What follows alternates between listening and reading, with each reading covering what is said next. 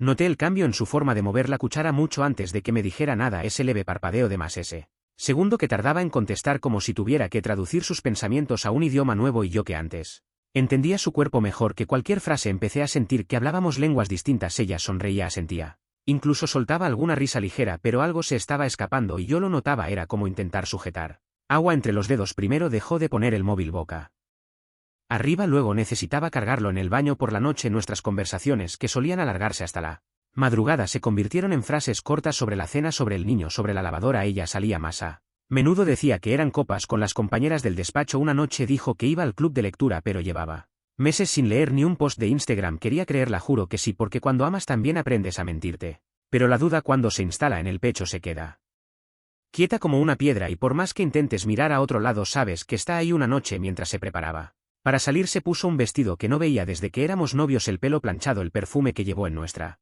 luna de miel y ese gesto frente al espejo que ya no era para mí. Le dije: estás guapa, sin que me temblara la voz. Gracias, contestó sin girarse, y cuando pregunté a dónde iba se le notó el retardo, ese microsegundo de más que duele como un puñal. Con amigas de la oficina.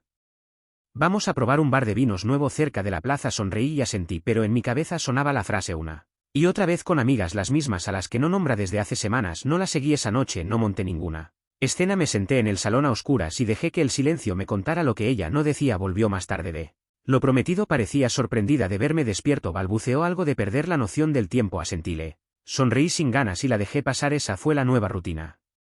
Ella contando medias verdades, yo fingiendo no verlas, pero las veía, y más que eso empecé a apuntarlas sin celos, sin gritos, solo con precisión casi quirúrgica. Registraba las salidas, los lugares, los horarios, las excusas. Luego miraba en internet, algunos de esos sitios ni existían y otros cerraban antes de la hora que ella decía. Empecé a observar su móvil. Los mensajes le llegaban siempre a la misma hora, después de ducharse, durante la comida, cuando decía trabajar hasta tarde y cuando reía mirándola pantalla y giraba el móvil lejos de mí como si esconder fuera sinónimo de proteger. Lo sabía, pero no bastaba. Necesitaba la verdad cruda, exacta, grabada, así que encargué una grabadora por Amazon, una de esas pequeñas que caben en la guantera del coche y que se activan con sonido. Grababa hasta 5 metros y podía almacenar días enteros de audio. Ella nunca lo notó y yo tampoco sentí culpa porque la confianza ya no estaba y en su lugar solo quedaba el eco del instinto. Pasaron días sin novedades, solo música en la radio y ella hablando sola, hasta que llegó el tercer jueves. Se fue a las 6:30, dijo que saldría con Elena y las chicas, que no la esperara, pero la voz que registró el aparato no era de ninguna Elena, era un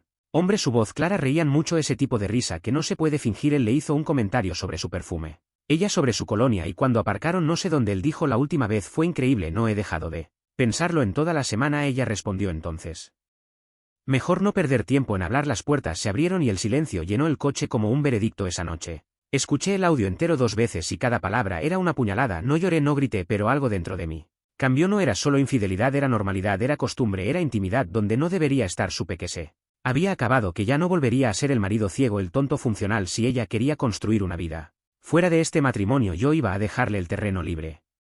Pero no sin antes dejarlo todo por escrito. ¿Sabes lo que más duele?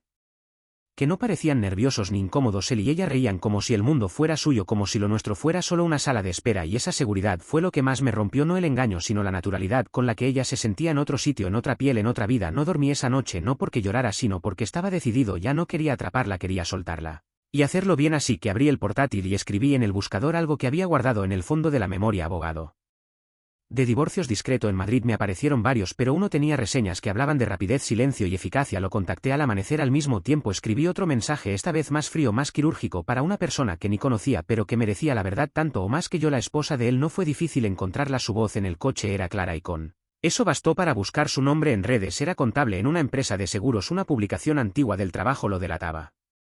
Foto de equipo, el sonriente, y al pie del post: felizmente casado con Julia, 8 años juntos y una hija pequeña. Mónica. Supe que era ella cuando vi una imagen del cuarto de Julio, él en la barbacoa y detrás en el fondo medio oculta mi mujer con un vaso en la mano riéndose con alguien fuera de plano. Ella había ido a su casa, a su fiesta, a su jardín, como si nada, como si no existiera yo, como si lo nuestro fuera solo una pausa para que ella pudiera vivir lo que de verdad quería. Ese mismo día creé un correo nuevo, una dirección sin nombre, sin rastro. Asunto: tienes derecho a saber. Cuerpo del mensaje: no soy un loco, no soy anónimo, soy el marido de la mujer con la que tu esposo lleva semanas acostándose. Tengo pruebas, no te envío nada todavía, quiero saber si estás bien, si quieres saberlo todo. No pasaron ni 60 minutos cuando respondió: mándamelo todo, pero antes llámame. Esta es mi línea privada. La que él no conoce. Su voz era firme, cansada, no lloraba, solo dijo: si voy a enfrentar esto necesito la Verdad entera se la di sin anestesia, sin pausas, le envié el audio transcrito, los días, las horas, las mentiras, las rutas, todo lo que había acumulado con la paciencia de un notario. Ella solo dijo tenía sospechas, pero pensé que era cosa mía, me sentía culpable por dudar, le dije que no, que la culpa es la moneda que usan los infieles para callar a los que aún confían, que hacernos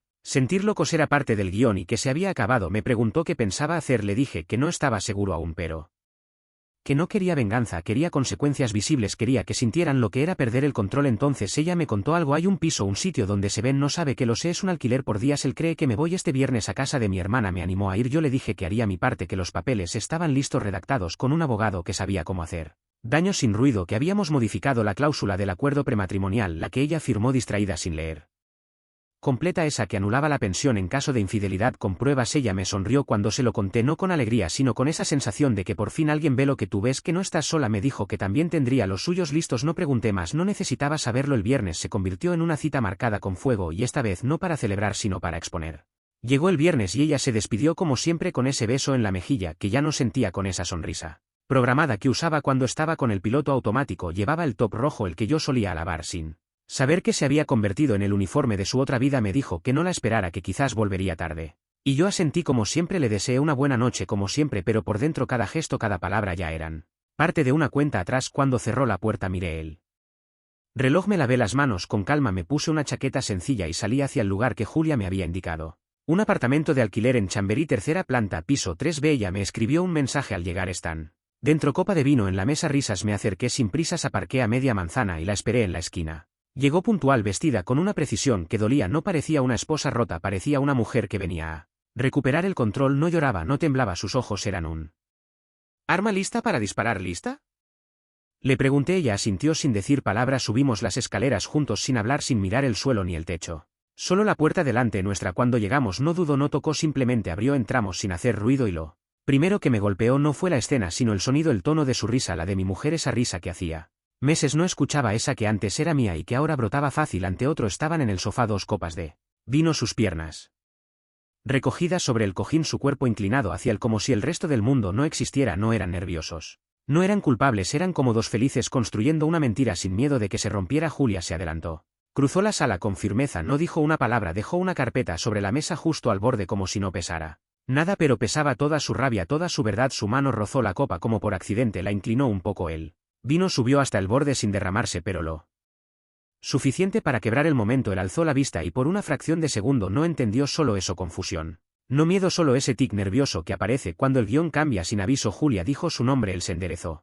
Su voz se rompió un poco y vi como sus manos dejaban de estar sobre mi mujer y se refugiaban en el cojín. Ella no habló más, dio media vuelta y se fue, y fue entonces cuando yo avancé y supe que este era el punto exacto donde todo lo que callé iba a explotar. Sin un grito mi mujer me miró y tardó en procesarlo, como si no pudiera creer que el reflejo frente a ella no fuera el de un amante sino el del hombre al que había traicionado. ¿Qué haces aquí?, preguntó sin convicción. Le puse otra carpeta idéntica al lado de la de Julia, mismo color, mismo grosor, mismo contenido. Ella miró los 2 sobres, luego me miró a mí con los labios ya sin sangre y la voz rota. ¿Me seguiste? No respondí, solo me mantuve firme dejando que el silencio hiciera su trabajo. ¿Planeaste esto? Volví a guardar silencio, y eso fue peor que cualquier palabra. Ella miró al otro, que ya no sabía si quedarse o desaparecer. ¿Qué hay en ese sobre?, preguntó sabiendo la respuesta. Yo dije con la voz más serena que pude, pruebas de todo. Ella abrió el sobre con las manos temblando, sacó los papeles, leyó en diagonal como si todavía creyera que podía controlar el daño, hasta que llegó a la parte marcada con bolígrafo rojo, la cláusula, la que anulaba su derecho a pensión si había pruebas de infidelidad. Su respiración se cortó, supe el momento exacto en que lo entendió. ¿Vas a divorciarte?, me preguntó sin apenas voz. No le respondí con palabras, solo incliné ligeramente la cabeza como quien confirma un diagnóstico grave. No es solo el divorcio, le dije, es darte lo que ya habías elegido. Ella quiso hablar, pero levanté la mano y por una vez en todo este tiempo se quedó callada. El aire en esa habitación pesaba. El otro, él intentó abrir la boca, quizás para justificar, quizás para suavizar. Escúchame, esto no tiene por qué ser así, dijo, pero yo lo interrumpí. No, tú no hablas, tú ya has hablado bastante con tu cuerpo y con tu silencio. Él me miró buscando apoyo en ella, pero ella seguía petrificada. Le dije, puedes irte, no estás invitado nunca. Lo estuviste. Tardó unos segundos en reaccionar, como si aún no creyera que aquello le estaba pasando. Se levantó con lentitud, se abotonó la camisa como si eso pudiera devolverle algo de dignidad, recogió sus llaves y se acercó a la puerta. Se giró antes de salir. No tienes que hacer esto, dijo, no tiene que terminar así. Sonreí, pero no fue una sonrisa amable. Terminó el día que ella decidió reírse contigo mientras yo aún luchaba. Él se fue sin responder. La puerta se cerró con ese clic definitivo que Tienen las cosas que ya no volverán a abrirse y entonces ella y yo nos quedamos solos en un silencio que ya no era incómodo, era juicio. Ella parecía más pequeña, sin su arrogancia, sin su superioridad, solo una mujer que por primera vez no sabía qué decir. No fue mi intención, dijo como si eso fuera una defensa. Respiré hondo. No fue tu intención que yo lo descubriera y eso lo resume todo. Caminé hasta la mesa, recogí el sobre y lo guardé en mi mochila. Vas a recibir la notificación formal la semana que viene. Esto es solo un adelanto, por favor, susurró. ¿Podemos hablar? ¿No entiendes? Lo entiendo todo. La miré sin parpadear. Entiendo cada mentira, cada excusa, cada risa que no era para mí. Entiendo que hiciste tu elección una y otra vez y ahora me toca hacer la mía. Sus lágrimas llegaron tarde como todo lo demás. Intentó tocarme, pero retrocedí. Deberías llamar a alguien que venga por ti.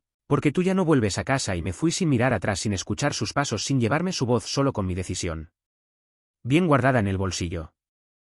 Salí del edificio con una calma que ni yo entendía, como si por fin la sangre me circulara sin obstáculos, como si mi cuerpo supiera que esta vez no habría marcha atrás. La noche estaba templada, Madrid sonaba a viernes, pero yo caminaba como si el mundo estuviera en pausa. Volví a casa y todo estaba en su sitio, pero algo en el aire había cambiado. Ya no era un hogar, era un escenario vacío. Recorrí el salón como quien pasea por un museo de sí mismo. Las fotos seguían allí, ella sonriendo, yo sonriendo sin saber que estábamos ya muertos en esas imágenes. Me serví una copa, no para olvidar sino para sellar. Abrí el sobre de nuevo, no el de la prueba sino el verdadero, el anexo financiero que ella jamás miró. Cuando refinanciamos la casa hace 6 años insistió en actualizar el contrato. Yo insistí en una cláusula por infidelidad. Ella se rió, dijo claro, si algún día te engaño me lo merezco. Firmó sin leer, firmó confiando. Ese papel ahora valía más que cualquier promesa. Se quedaría sin pensión, sin casa, sin parte del negocio, solo el coche y sus pertenencias personales. Lo del banco ya lo había movido yo 3 días antes. De forma legal a una cuenta a mi nombre. Cerré el sobre y brindé conmigo mismo, no por victoria sino por haber aprendido que el amor sin respeto es una ruina que no se reconstruye. Supe que iba a intentar hablar conmigo y no me equivoqué. Al rato llamó, no contesté, luego escribió un mensaje: por favor, solo quiero hablar. No sabía que esto te iba a doler así. Esa frase, no sabía que esto te iba a doler, como si hubiera roto un jarrón, no una vida. Después otro mensaje: él está furioso, dice que fue un error, que lo dejé en ridículo, que todo era un juego. Se fue, no respondí tampoco a eso. Quería que supiera lo que es quedarse sola, sin plan B, sin público, sin historia que contar, sin nadie que la salve. Lo que no entienden los que traicionan es que lo prohibido solo brilla en la sombra. Cuando se expone se pudre. Volvió a llamar, esta vez dejé que sonara hasta el final. A medianoche el timbre. Ella sabía que yo la estaba viendo por la cámara de seguridad. Estaba allí en la entrada sin abrigo, con el maquillaje corrido y el pelo revuelto, como si hubiera salido con prisa y no supiera volver. Se acercó al timbre, lo presionó y dijo bajito: por favor, solo quiero hablar. Recordé su risa en ese sofá, la forma en que lo miraba. Recordé sus mentiras dichas con voz serena y sin pestañear. Me senté en el sofá y apagué las luces. Ella se sentó en el porche, recogiendo las piernas como una niña perdida. No abrí la puerta en la mañana, ya no estaba.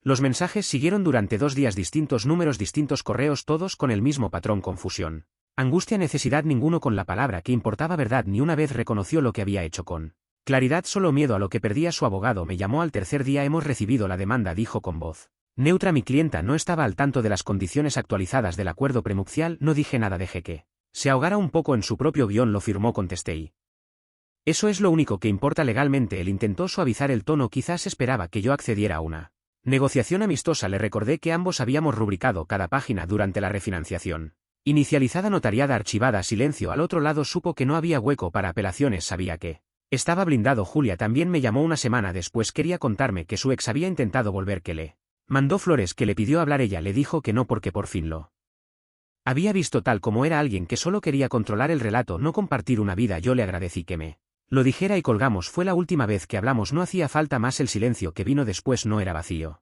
Era limpio, como una habitación que se queda en blanco tras vaciarla de todo lo que dolía. Ella me pidió vernos en persona, lo formuló como petición, pero era una súplica sin peso legal, sin derecho, solo necesidad. Accedí no por compasión sino porque quería ver cómo se veía su cara sin máscara. Quedamos en una cafetería cerca de nuestro antiguo piso. Llegué 5 minutos antes. Me senté junto a la ventana y esperé. Llegó con retraso. Parecía más delgada, más pálida debajo del maquillaje, el pelo suelto, desordenado, como si ya no tuviera energía para mantener el personaje. Llevaba un bolso que yo le regalé hace 2 navidades y por un segundo me vi envolviéndolo con cuidado. Esa noche parecía de otra vida. Gracias por venir, dijo al sentarse. No respondí. Se inclinó sobre la mesa, los codos tensos, la voz apagada. Sé que no hay nada que pueda decir que te cambie lo que pasó, pero necesito decirlo. Me equivoqué, tomé decisiones que no puedo borrar y te hice daño de una forma que ni yo entiendo aún. Respiró hondo. No era por él, era por mí, porque me sentía vacía y no supe cómo afrontarlo. Busqué escape, no sentido. La miré sin pestañear. ¿Y qué encontraste?, me respondió con un hilo de voz. Mentira, ilusión, algo que no era real. En sus ojos no había lágrimas, había reconocimiento, dolor sin Defensa, no espero que me perdones, añadió, solo que mis últimas palabras no sean una mentira, pensé durante unos segundos, no por ella sino por mí, porque las últimas palabras también cierran heridas. Dices que no era por él, le respondí, pero le sonreías como me sonreías a mí al principio, te reías con él como si el mundo no doliera. Eso no es vacío, eso es decisión. Ella no me contradijo, bajó la mirada, sus dedos dibujando círculos en el borde de la taza. Espero que encuentres lo que estás buscando, dije al ponerme de pie, pero no lo busques en alguien que ya le pertenece a otra persona. No intentó seguirme, no dijo mi nombre, no pidió un abrazo. Solo se quedó allí sentada como si de pronto entendiera lo irreversible. Esa noche dormí 10 horas seguidas sin despertarme, sin imaginarla con otro, sin revisar el teléfono por costumbre. 2 meses después el divorcio fue oficial, ella se fue de Madrid. Supe por conocidos que intentó rehacer su imagen, pero el rumor ya corría, no por mí sino por la suma de piezas que los demás empezaron a juntar. Su reputación, como la confianza, tarda años en construirse y un momento en arder. Vendí la casa no porque no pudiera quedarme, sino porque cada esquina olía a algo que ya no era mío. Me mudé a un piso más pequeño, con más luz. Empecé a tocar la guitarra otra vez, empecé a volver a mí, a no salvar a quien se rompe a propósito, a no ponerme al final de mi propia vida. A veces me preguntan si estoy enfadado, si me arrepiento. Siempre digo lo mismo, no hay nada más devastador que ser un fantasma en tu propio matrimonio, nada más cruel que darte cuenta de que tu lealtad fue un monólogo y lo mejor que hice no fue gritar ni vengarme, fue marcharme, no como el hombre al que traicionaron, sino como el hombre que ella perdió.